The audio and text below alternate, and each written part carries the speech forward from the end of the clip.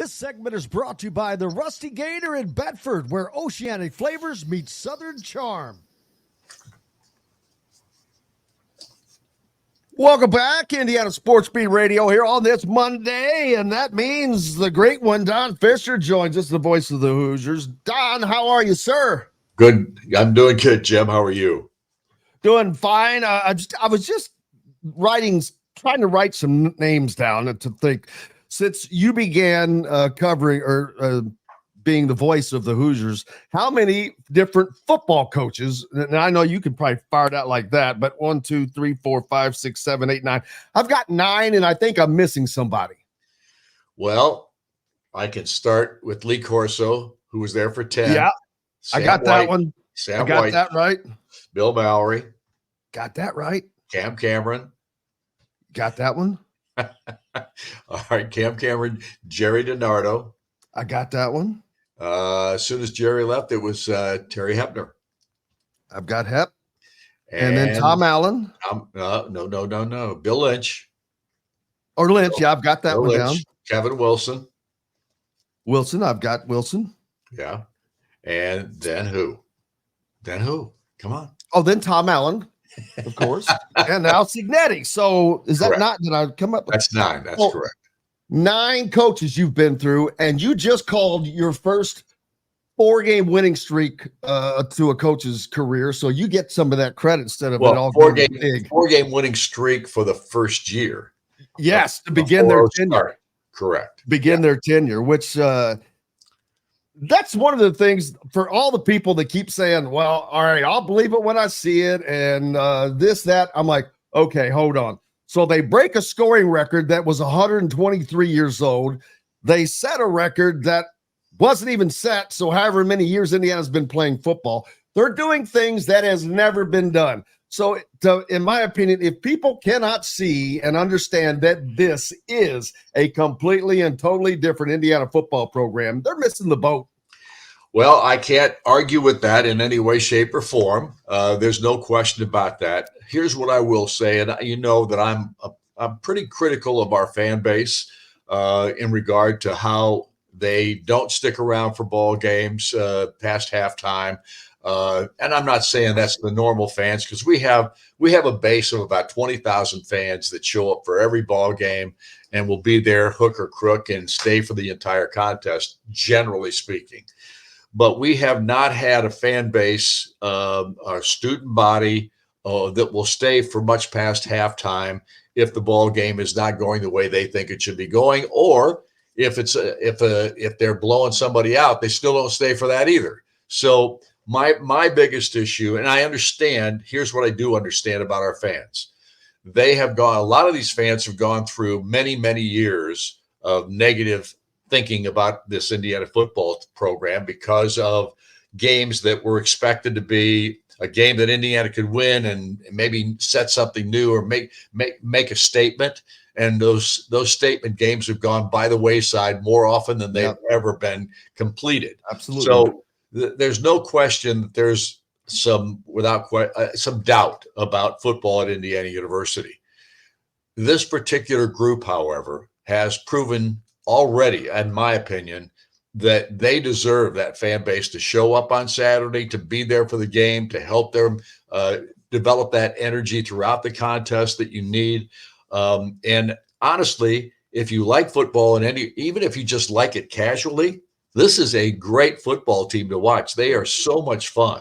They're averaging over 50 points a ball game. They're averaging almost 500 yards a contest of offense. So if you like offense, you're going to see it with this ball club. And on top of that, they play really hard on the defensive side of the football. That fast, physical, relentless, all those kinds of terms that they use for that defense are all there to see. It is so much fun to watch this ball club. And we haven't seen anything like this in a long time. And that's not putting anybody else down. It's just a fact. The reality is this football team has proven with its first 4 ball games, granted the competition hasn't been stellar. UCLA was a good football team, gave LSU a tough game in Baton Rouge on Saturday for a half, Yes, they did. 17-17 at halftime. So UCLA was no pushover, and you travel out there to Los Angeles and the trip and all those kinds of things play a part in this, how you're thinking. But this ball club has proven no matter who they faced, they are capable. And I think that's going to continue for the rest of this football season. And now you need the fans to show up on a consistent basis, be there to help generate the excitement and the energy in the building that you need to help this football team be successful. I could not have said any of that any better, Don. Of course, why would anyone do anything better than you do it? But that is exactly the truth. I mean, that is the truth. And that's the same way I'm approaching it. For anybody, when I say something and people say, yeah, but I'm like, dude, I deal in facts. I'm looking at numbers. I know what the history is. I went to college when Bill Mallory was the coach. I know what happened before and what has happened in between, but I also can see and feel the difference in this how the program is being run, how they're performing. And that has just been a blast to watch. Even from my perspective in the media, it's a hell of a lot more fun to cover a winner. Let me tell you, it's everything is better. The fans enjoy it more, but I agree with you on the fact that if you just enjoy getting out, either whether it's supporting Indiana or just watching some fun football, let me tell you, as you mentioned a lot of great stats, this team has scored on 28 of their 39 drives this entire season. They score points every time they get the ball, and it's through the air, it's on the ground. It's so many things that makes this team dangerous, and that is what is going to make this team fun. And their defense is giving up less than 10 points a game, Don, and right. 1.4 per game in the second half. That is incredible. Well, here's another incredible statistic. When's the last time you saw an Indiana football team go 4 games without a turnover? Never. Not in my lifetime. And some of their best football teams over the years have turned the ball over at least once or twice during the first 4 games of the season. I'm not sitting here saying that Indiana's never going to turn the ball over, but they haven't up to this point. And they haven't had, and as Kurt Cignetti said, we haven't had a stellar schedule at this juncture, but they have proven against everybody that they've played that they can dominate them. And now you're about to face the toughest part of the schedule. A Maryland team coming in here that is 3-1. They are a good football program. What struck me going through their roster yesterday was the fact that they have almost veteran players at Maryland, not portal players. We're talking about veterans that have been on their campus for the last 3 or 4 years now. Almost 90% or 95% of their team is a team that Mike Locksley recruited. Their defense is better than it has been, without question. That's probably been maybe their Achilles heel a little bit over the years. But the other thing you know about Maryland is they always have tremendous athletes, because that's what Locksley goes for. He goes after kids that are really fast and athletic and can get up and down the field. They will be a fast team. They have a quarterback, Billy Edwards, who has really been playing tremendous football. I think he had just 4 incomplete passes this past weekend, just like Curtis Rourke did. And they were able to dominate Villanova, a decent FCS football club. So without question, this is going to be a challenge. And honestly, I think right now, the biggest question mark is, can Indiana continue to succeed with success? Because look at the Indiana teams in the past that have had success outside of the season, and the first big game that they play, they lay an egg. They fall flat in their face. That's happened many times over the years, and I understand that from a crowd perspective, that's one of the disappointments of Indiana football. This team, I don't think, has let that happen. UCLA is a perfect example of it. Even though UCLA is at superstar status, they are a good football program. They have great athletes, and Indiana played them off their feet. So all I can tell you is get there, tailgate, have fun, and watch this football team compete, because it's fun to watch them compete. Absolutely. I agree with you. Again, Ken could not have said it any better. The people that are going are having fun, but they're also enjoying watching some quality football for probably maybe for the first time in not their lifetime, because they've had good teams here, but this is a solid program. The program has undergone a major change, not just a season, a year season. So we'll see with how that goes on. Indiana also had, I know you're not on the recruiting side, Don, but it was a big, important weekend for Indiana men's basketball, as Trent Sisley, Braylon Mullins, and Eric Ribe were in for visits. Trent Sisley has gone to Montverde for his senior year. Of course, Braylon Mullins still playing high school basketball here in Indiana, and then Eric Ribe, a 7-footer from outside of out of state. But a very important weekend for IU's basketball program, as those are 3 priority recruits that they'd sure like to have on the roster. Well, and if you get them, you're not having to go to the portal either. That's always important, and gives you a base. It gives you a base of players to build on for the future. So obviously, we wish that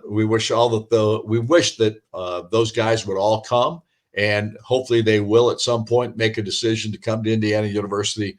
Recruiting is such a critical factor these days, but not just for high school players. It's the portal. Everything that's involved is so much. It's changed dramatically over the last 3 or 4 years now, and the portal becomes a big factor. But if you can get a base of players that come and set the tone for your program and build off of those players, that's a big key. And think about what Indiana did this year in the portal. Obviously, they've got some really good players out of the portal, maybe the best class that almost one of the top 2 classes, I guess, in the country that's rated that way anyway.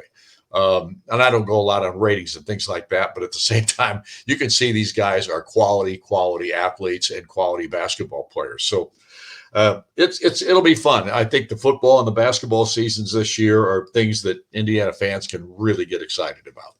Yeah, and you add the women's basketball in there as well, and you could have 3 of the big-time programs being ranked. Probably all 3 of them this year are going to be ranked, because it's just a matter of time for Indiana. Football, the men's basketball program will probably start in the top 15. The women's, obviously, are usually a top 10 team. So what a great year for Indiana fans coming up. It looks like it could be. Yeah, there's no doubt about it. There's a lot to be excited about at Indiana University right now, and no more so than what this football team has been able to do on the field. Absolutely, and fans should be excited about it. They're 2 games away from being bowl eligible, Don, and we're only 4 games in. That is something that is just, I think it gives the football team even more confidence to do more things and to become even better than they are right now.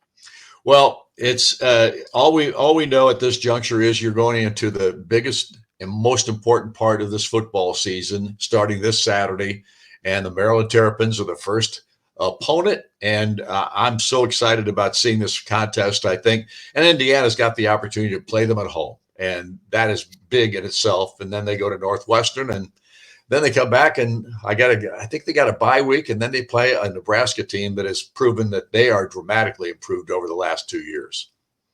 Yeah, there is a bye after Northwestern, and then they come back and have 2 home games after that. So It could be and as a matter of fact, that could and should start a tremendous stretch in which Indiana plays Nebraska, Washington, Michigan State, Michigan, Ohio State, then Purdue.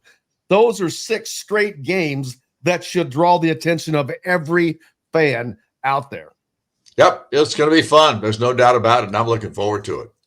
Don Fischer, the voice of the Hoosiers. Thank you, sir. I appreciate you greatly. Thanks for having me, Jim. We'll talk to you soon. You betcha. There it is. The